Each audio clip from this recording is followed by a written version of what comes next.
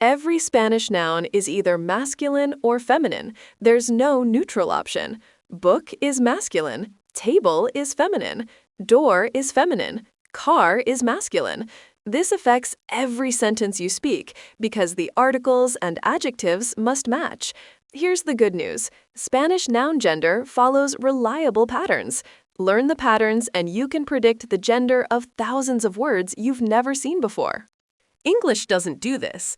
We say the book and the table, using the same word the for everything. Spanish splits the into two words. El, pronounced like the English letter L, is masculine. La, pronounced la, is feminine. El libro means the book. La mesa means the table.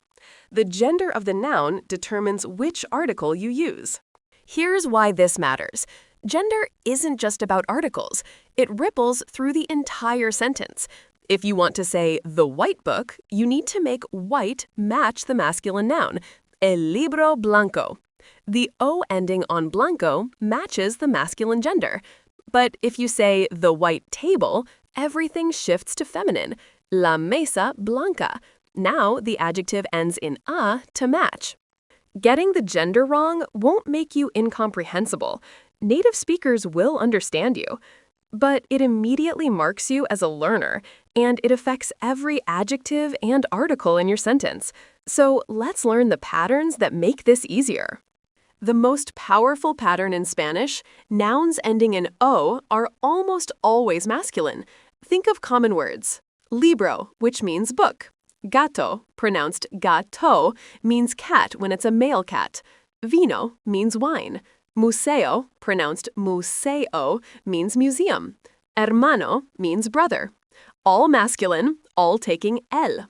This pattern is so reliable that when you encounter a new Spanish word ending in O, you can assume it's masculine with high confidence.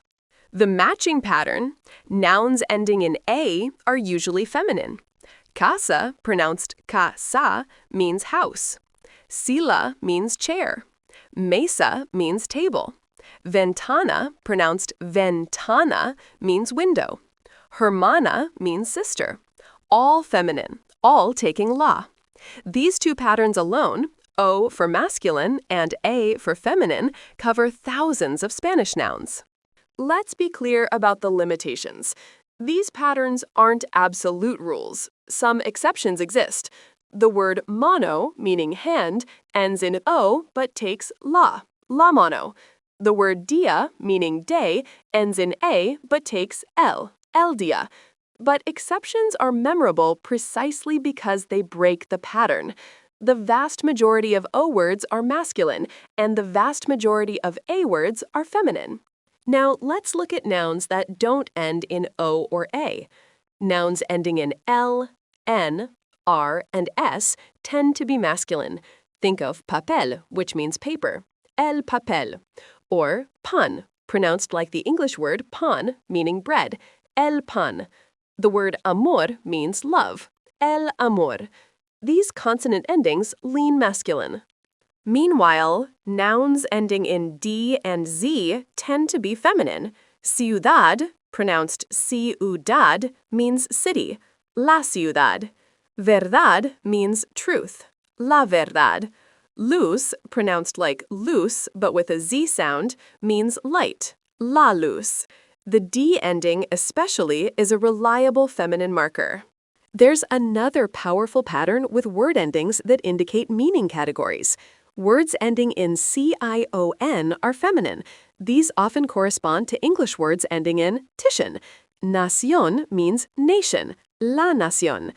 Canción, pronounced canción, means song. La canción. Conversación means conversation. La conversación. Every single word ending in CION follows this pattern. That's hundreds of words you can gender correctly immediately. Similarly, words ending in dad are feminine, and they often match English words ending in TY. Ciudad means city. Libertad means liberty or freedom. Velocidad means velocity or speed. All feminine, all taking la. Spot the dad ending and you know it's feminine. Words ending in ma that came from Greek tend to be masculine, even though they end in a. Problema means problem, el problema, not la problema. Sistema means system, el sistema. Programa means program, el programa. These words break the usual a equals feminine pattern because of their Greek origin, but they form their own consistent group. Let's talk about living things, because gender works differently here. For people and animals, gender often reflects biological sex. Gato with an O means a male cat. Gata with an A means a female cat. Hermano means brother. Hermana means sister. Perro, pronounced pero with a rolled R, means dog when it's male. Pera means a female dog. The O and A endings shift to match the sex of the creature. But objects don't have biological sex. Why is a table feminine and a book masculine? There's no logical reason. It's arbitrary, inherited from Latin. In Latin, these words had grammatical gender, and Spanish kept the system. You can't deduce why mesa is feminine by thinking about tables. You just learn the pattern of the ending. This is different from English speakers' instincts. We want meaning-based logic. But grammatical gender is about word form, not meaning. The word masculino itself is masculine, el masculino. The word feminidad, meaning femininity, is feminine, la feminidad. It's about the ending pattern. Here's how to use these patterns practically. When you learn a new Spanish noun, don't just memorize the word. Memorize it with its article. Don't learn casa. Learn la casa as a unit. Don't learn libro. Learn el libro as a chunk. This trains your brain to associate the gender automatically with the word. For words that follow the major patterns, this is easy. You see perro, it ends in O, your brain reaches for L.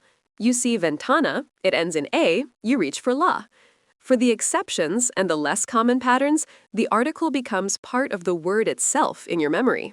When you start forming sentences, the article you've memorized tells you how to handle adjectives.